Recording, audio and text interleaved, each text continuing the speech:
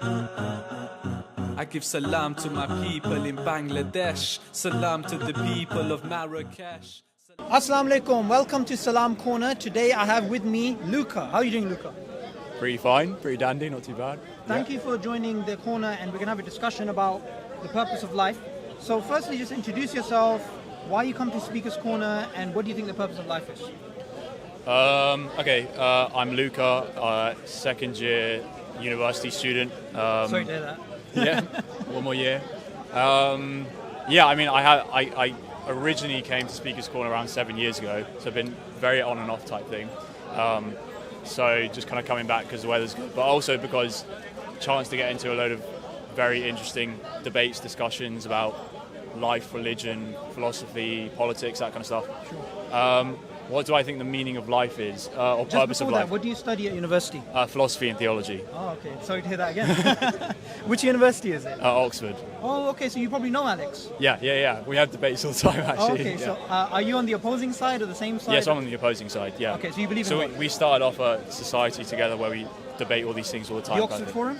No, so it's called Socratic Society. Oh, and we yes. debate every Friday night. But yeah, so I'm a Christian, so I don't know how I succinctly phrase it, what I think the purpose of life is. I think one more Protestant phrasing of it is to know God and glorify Him forever. I think anything kind of within the sphere of bringing glory to God in how you live your life, not just living like a nice, socially acceptable pattern of moral upright living, but actually knowing God, being in a relation with God, and being fundamentally saved, have your place in heaven, as it were, kind of thing. Yeah, just anything around that sort of ballpark. Okay, so being at Oxford, it's a very leftist place, a lot of very... I grew up in Oxford, so I know about the sort of... They have this thing about, as long as you're a good person, and the good person is minus God, right? Good just means you're a vegan, you're nice to people, you believe in human rights, and they divorce being goodness from God. So how do you feel about that?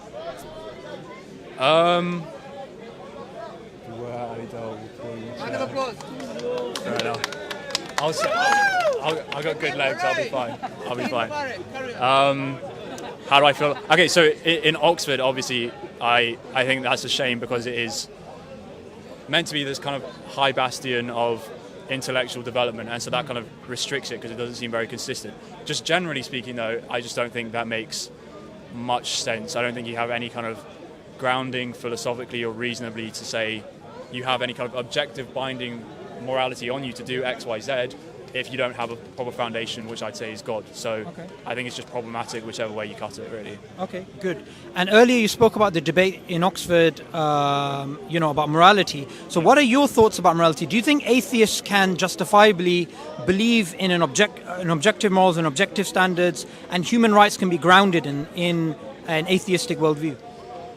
Okay, so I think they're two different questions. So I think the first part about it is objectivity. I'd say inherently no. If I understood what Alex was saying at that point, I think he was saying you can have a kind of contingent objectivity. So once you've identified the ends which you want to go to, you can identify objective ways in which are most conducive in achieving that. But insofar as you're saying just proper objectivity, just simpliciter, then I don't think you can have that on an atheistic worldview. Okay. And then regarding human rights, I think again it's the same sort of thing. If you can't have objectively binding human rights, but you can have kind of, once you've identified other ends which you link to that, then you can have objective ways to achieve those ends, kind of thing. So on the first part of what you said about it being contingent on something, and you can have a sort of subjective objectivity to that, what did you think about that argument? Sound. I didn't see a problem with that. I mean, if it comes down to what would I actually rather follow, like what if I'm going to say objective morality versus subjective or like contingent objectivity, this one obviously has a lot more philosophical and like practically meaning to it. Yeah. So obviously I'm going to prefer this one, provided it's true. But in terms of just whether that's a sound argument, I think it is a sound argument to make. And based upon something that we agree upon or something contingent, right? Yeah. Do you think that the argument essentially is about less suffering, right? And human flourishment, essentially.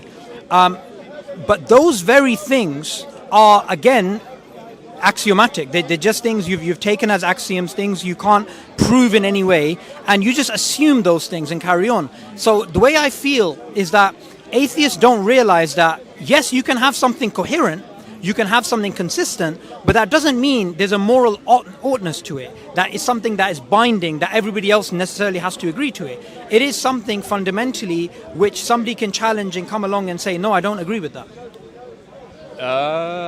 Kind of. I mean, the whole point of the argument is that if it's both sound and true, then you can't really escape from it. So the point is that I'm saying it's internally consistent, but it's not true. But if you accept the assumptions, that's what I mean. Yeah, so if you accept the assumptions, I think, so the question goes, so then, okay, so let's look at one of the assumptions. So the assumption is kind of coming up from a very utilitarian perspective of the two sovereign principles of pain and pleasure type thing.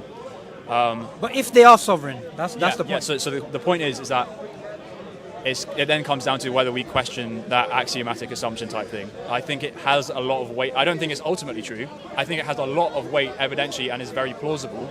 But under an atheist worldview, would you still say that it's something coherent and it's watertight? Well, okay, so under an atheist worldview, I'm not even sure then, because if you're going to push it extreme, I think you don't just get moral nihilism, but you get rational nihilism, which is arguably even more problematic in the sense that if you have, so the problem with kind of an atheistic worldview, if it leads to nihilism of morality and then leads to nihilism of rationality, you can't even trust your own reasoning processes to kind of undergo this philosophical reasoning, right? Yeah. The issue, though, which you can then kind of counteract that is that they assume basic axioms from which they go on to reason, and they can operate within that sphere, right? Now, and that, I think, and sorry to cut you off, but that, I think, needs some theological ground. So I think C.S. Lewis has this saying that when he was an atheist, he used to think about the universe being unjust. what was the mind to which you... Yeah, exactly. So I think that's the missing link here. Okay, so I agree, but this kind of comes down to how we're defining axioms. Yeah. Because if we're understanding an axiom in its like proper sense, then an axiom is just, it's kind of like a proper basic belief. You can't go any further than it. So this kind of comes down to the whole kind of presuppositional framework where a theist may presuppose God, which can then explain ontological reality as we have it, creation and so on, and our rationality and morality and so on. But an atheist, it seems that they could also presuppose, say, a couple of other axioms, like just their own rationality, existence as it appears to them, as it can be, all that kind of stuff. And I'm not quite sure how to critique that if it is just an axiom which they're taking. We can go back and forth and be like, you shouldn't accept that axiom, you should accept this axiom, but it's too fundamental to dispute evidentially type thing. So, Luca, right, so about this, you're very right that if someone says, look, this is a properly basic belief and it's axiomatic, that it's hard to simply say to them, no, you can't have a basic belief because we all have basic beliefs. However, the point which I try and get the atheists to admit is that they have a belief which is basic, which they didn't arrive at using their reason. Because many of the neo-atheist arguments are rationality is the first primary thing, and all of our beliefs are based upon reason. And you can't say that and believe in basic beliefs at the same time, because there's a contradiction there. Well, explain the contradiction to me. So, if you accept the idea of a properly basic belief, axiomatic belief, that means it's not something you've rationally justified, right? And the neo-atheist narrative of the Dawkinites, of the Hitchens, of these guys is everything is rationalized. We don't take anything for granted. We're pure skeptics. And there's a contradiction between these two narratives. Okay, yeah, I can imagine there would be a contradiction there. I think it wouldn't be as problematic if you presupposed your reason as an axiom and then from there said, okay, not that it will yield absolute certainty, but we can have what we should be doing and how we should operate through life, accepting beliefs, rejecting beliefs, should always be done through the lens of reason. As I'm arguing from an atheistic worldview now, should always be done through the lens of reason rather than revelation. I don't see something inherently contradictory with that, because their axiom they've just presupposed, they're not saying reason is the absolute truth and that's the only thing, but they're saying that once you've presupposed your own reason and faculties, then from there you should subject everything to reason. I think that seems quite... It does, but that's if they say this is my presupposition. So I think a lot and the new atheists, they don't like to admit that they have presuppositions. That's the problem. Yeah. So that's probably the biggest problem, is that they're not actually acknowledging where they're making certain axiomatic presuppositions. They're not acknowledging where they have quote unquote faith in certain necessary assumptions. Although I think if you meet certain atheists who are coherent and consistent and admit that point, it's then harder to kind of dispute past that. I think Yeah, I mean, we don't want to dispute with them, because what they're basically doing is they're saying, this is my axiom and I'm carrying on. Yeah. Right?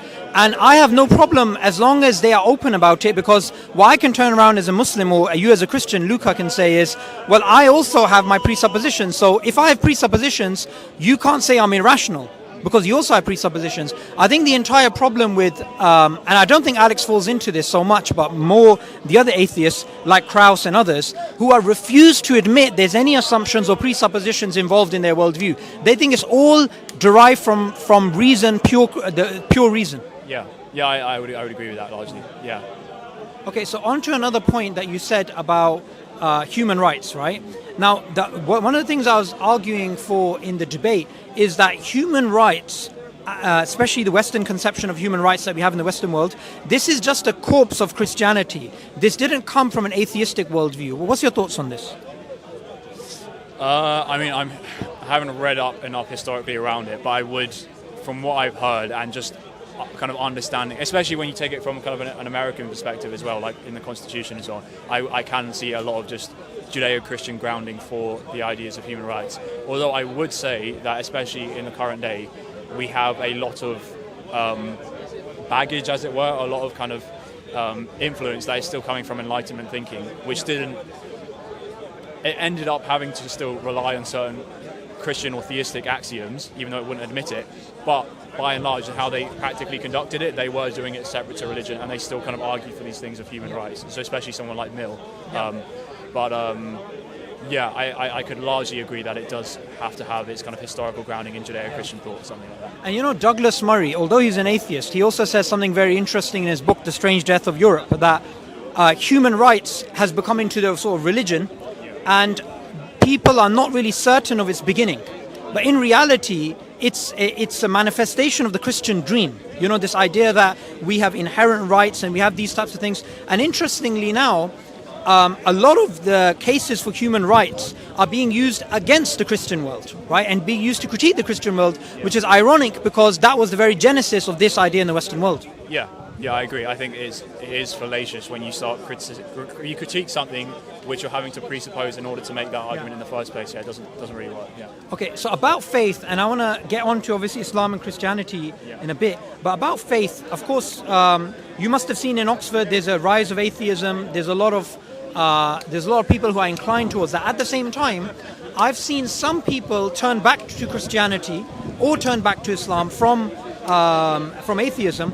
Do you think there's a trend now where new atheism is dying and people are turning back to religion? Do you think we're seeing a change now? Yeah, I would say so. I think a lot of people have become quite practically disillusioned with the narrative that the new atheist worldview kind of espouses. It just doesn't account for their lived experience. It doesn't kind of plug in the actual, deep gaps in their heart which they're having to grapple with. Whether that then means that they kind of emotionally then just go and grasp at anything, which can also be a bit of a problem. I think that kind of explains a lot of big thinkers and like speakers like Jordan Peterson and so on, where they kind of... I was about to mention it. Yeah, so like it makes sense in this kind of vacuum why these ideas have a lot of traction, because they tap into this kind of lack that people have found. Whether it's true or not is a completely separate question, but it is very understandable, and I have seen that. I've definitely seen people who, at the very least, are curious. They want to hear a kind of better narrative than the one that they've held to and is being pumped quite widely around them. The way I see it is new atheism is attractive at a certain age and for a certain intellect. But as soon as you get past that, the arguments that Jordan Peterson puts forward, I don't agree with him with some of the things he says about Islam, but the other things that he says about nihilism is exactly on point. I understand why new atheism can lead to depression, new atheism can lead to a sense of meaninglessness, and it doesn't really have anything to offer. Yeah, I would agree with that. Yeah, sure. Okay, so moving on to now Islam. What do you know about Islam, and what do you think about the differences between Islam and Christianity? Well, I mean, it's obviously a huge subject to say what I know about Islam. But to be fair, a lot of it is stuff that I have known and then forgotten, so that's problematic in one level. But Well, you're studying philosophy, so I'm guessing you came across some Islamic theologians. well, so I picked an Islam and classical Islamic studies, but it was very interesting. A lot of it was looking at the kind of philosophy and medieval philosophy in Islam. Obviously, really interesting, really enjoyed it, but it wasn't so much the kind of systematic theology approach, looking at doctrines, Tawheed versus Trinity, that kind of stuff, which is more I'm interested in. By and large, I kind of understand the gist of that. Islam comes, depending on how you define Islam formally with Muhammad and so on, comes after Christianity, just historically speaking. A lot of Muslims would understand that actually Islam, in the sense of the word, and being a Muslim, is a kind of much more universal principle. It can be someone who would be a perhaps professing Christian but not really understanding properly. They could still be Muslim. The prophets in the past would be Muslims because they submitted to one God and understood that. You know a lot. That kind of stuff. And there's obviously, between Christianity and Islam, there are like key differences. So Trinity versus Tawheed. Did Jesus really die on the cross? Was Jesus divine? The biblical scriptures. Did Jesus rise from the dead? How salvation? Blah blah blah. Lots of things. There's a lot of crossover, but a lot of disagreement. Yeah. Okay. So, about your own faith, were you always a Christian, or did you arrive at Christianity? So I became a Christian when I was about 15 or 16. That's usually the time people are thinking of other stuff. I kind of grew up going to a church, not necessarily from a really Christian background, but grew up going to a church, knew a lot of the principles and ideas, didn't really adhere to it properly, and then kind of just, by and large, kind of acknowledged, just to be consistent on an intellectual level, if this is true, then I have to be living differently. That was just an intellectual belief. And then there's much more of the kind of practical experience of, knowing God, having a relationship, being born again, that type of thing. That kind of all came in around the same time. And then after that was when I started investigating Christianity further. Luca, that's quite interesting, because normally when I speak to ex-Christians or people become atheists, it's usually around the age of 15 that they leave Christianity. And they come to Christianity perhaps like that gentleman over there with the beard. I'm not sure if you can see him. He's standing up on that with the blue shirt. So he's a former militant atheist, actually. I've spoken to him before, and he became a Christian, right? And what's interesting, I just want to share something. So I was speaking to him about Christianity, and he said that he was addicted to pornography. And I don't mind saying this on camera, because obviously he spoke to me about this and he's open, that he was addicted and he felt guilty. He felt sinful. So he turned to Christianity to look for salvation, to look for forgiveness, right? So you have people like him who turn to Christianity or Christians, atheists who become Muslims later on in their 20s. You did it quite early. What was the cause of that? If I was a Calvinist, I could say God then drew me to him. I'd say it was a lot of things. It was on the rational, intellectual side, kind of just for a short period of time. I kind of grappled with just atheism and kind of the rabbit hole that would lead me down, and nihilism, and just thinking. Quite an early age for that. Yeah, I kind of just clocked on to what this would actually mean.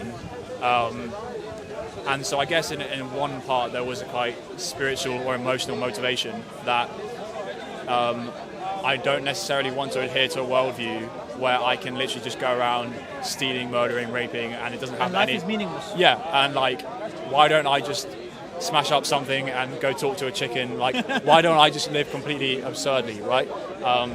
When you just push it to its extreme. Yeah. So there was that, obviously. There was kind of...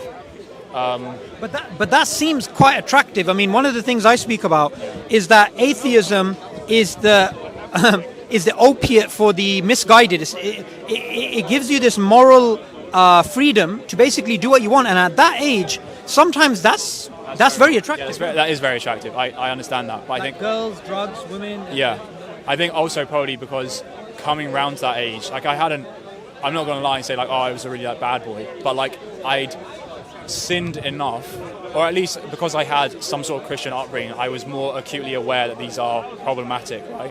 So a lot of it was my conscience kind of speaking out against me, or God kind of with my conscience speaking out against me, telling me these things are really not okay just because society condones whatever. It's not. In Islam, we call them fitra. Yeah. You know about that, yeah? Vaguely, I know the kind of concept of it. Your innate disposition. Yeah. So a lot of it was that, and it was kind of around that age. I also started reading the Bible for myself rather than just listening to what I was told in church, kind of thing. So I started reading the Bible for myself, and it was a lot more. When you're in church listening to someone preach to you, you can kind of distribute responsibility of the message, right? When you're just reading something one-to-one and you just have to grapple with it there, I then had to deal with the full weight of it. So it's kind of the positive side of, the grace of God, the mercy of God, all that kind of stuff. But then the serious side of you're Fire a sinner, and wrath of God, all that kind of stuff. And all of that kind of hemming me into repenting and turning and trusting in God, kind of thing. Yeah. So now, when it comes to Islam, now we as Muslims, we believe that there's one God and that Jesus didn't die on the cross. He's not God's son. He's not divine. He's a human messenger, and he worshipped God, right? Ultimately worshipped God. So how do you reconcile the idea that even you as a Christian, you do believe that Jesus worshipped God, essentially, right? He did acts of worship. Yeah. How do you reconcile that with the idea that he is divine?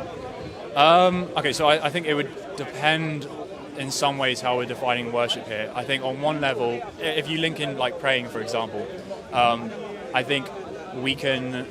So on one level, there's the answer that, okay, Jesus in his incarnate form, 33 years, he decided to submit himself, and in that sense, he occupied a state which, therefore, he would venerate the Father from that kind of lower position. So you believe Jesus is lesser than the Father? No, I don't say he is in principle lesser than the Father, but he submitted himself for a finite period of time in order, whatever, as in for the fulfillment of prophecies and to save people, all that kind of stuff. There's also just the general point that praying to God, I think, doesn't necessarily insinuate kind of your respective ontological statuses. So I don't think Jesus praying to God, therefore you say, oh, God's the higher one, Jesus is the lower one, right?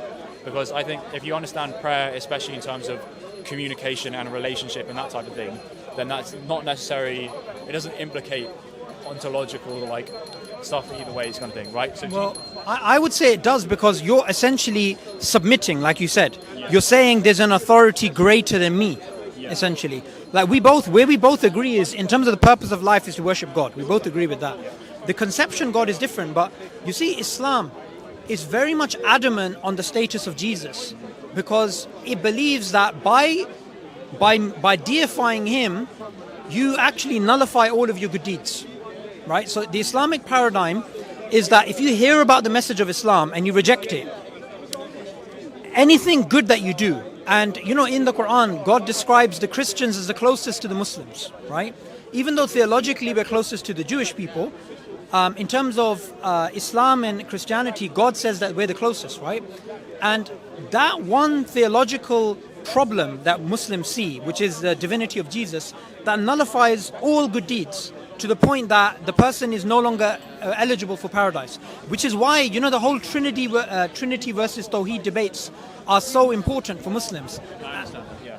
Wait, so as far as so you're saying from an Islamic perspective, or just when you say that acknowledging or accepting Jesus' divinity nullifies all of the deeds? Are you saying that because of shirk, or yeah. like okay, yeah, I can understand. Yeah. And look, obviously, I don't want to give you a whole entire sermon about this. You're smart enough to know that you're going to be studying this at Oxford and all the rest, but do you have a copy of the Quran? Yeah. Okay, so in chapter 19, the chapter of Mary, it goes through some theological argument for why Jesus is not God, right? Yeah. About his limited nature, his knowledge, his worship, and these types of things. And what do you think of those Quranic verses, if you've read them? I feel like I probably have read them. I can't remember off the top of my head, but could you give me an example one, and I can kind of just go with it? So, and by the way, I'll give you this. This is a very good translation. Which translation do you have?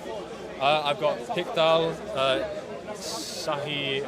I've got about 4 different ones. I got like a concordance one. This is the best one, the Clear Quran. This is the best one, right? Okay. This just came out maybe a few years ago, and this one's in terms of these types of themes. Yeah. Noah's son, Noah pleading for his son. Yeah. So here, hold the mic for a second. Yeah.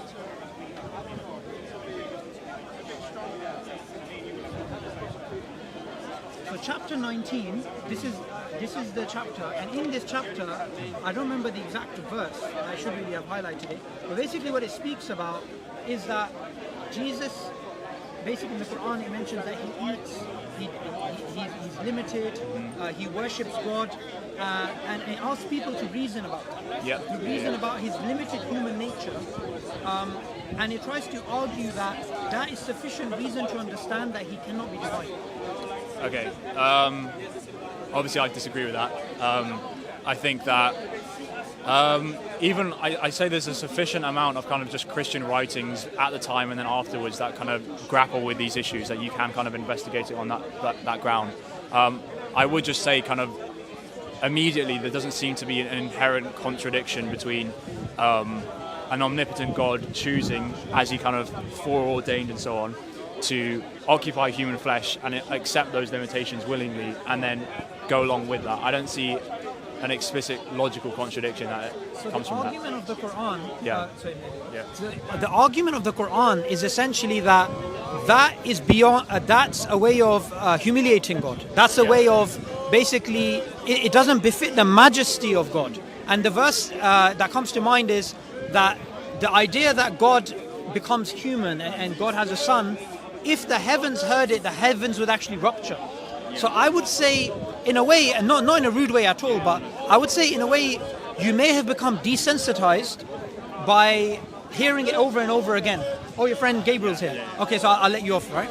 So, but you may have become desensitized because in the Quran, and also if you look at the ancient Jewish scriptures as well, the whole idea of God having any human-like traits or any of these things is heavily blasphemous, right? Yeah, for sure. I mean, I don't think there's the problem there, because we're not saying that God in his intrinsic nature is a human, right? Where like that's not what's being asserted. We're saying that I believe you. Yeah. So there wouldn't be a contradiction between the descriptions of saying that God is not a man, for example. Also, that verse, I think it's in Malachi, which says God is not a man that he should lie. The focus is on him telling the truth. Anyhow, you can still say God is not a man, but that wouldn't contradict when Jesus, God the Son, takes on human flesh as a man, because that's not his intrinsic ontological state. But even if it's not intrinsic, we believe ultimately it's blasphemous. But anyway, because your friend's here, I'll give you this copy. Also, there's another really interesting book which is about the end time prophecies of the Prophet Muhammad, peace be upon him. And this goes through modern day occultist people like Aleister Crowley and also ancient Mayan predictions and stuff like that. Anyway, would you like to give any last thoughts to this type of dialogue in Speaker's Corner and how it was? This good fun. Can't complain. It's probably better than a lot of the discussions we have here, because either you have someone up on a ladder who's preaching and they can finish their points, but then there's not much personal interaction back and forth. If you have a lot of one-to-one discussions with people on the ground, though, it can be personal, but then you get hecklers, people don't get to finish their points, it just goes off to side topics. I think just having cordial, respectful conversations that each person speaks their points, goes through respectfully, listens, takes stuff away, researches it, comes back next week with more stuff. I think this is the best way forward, and we need to have more of this kind of stuff. So, Thank you very much for joining. Thank you. I'd like to get your email address if you don't mind. Yeah, that's all right.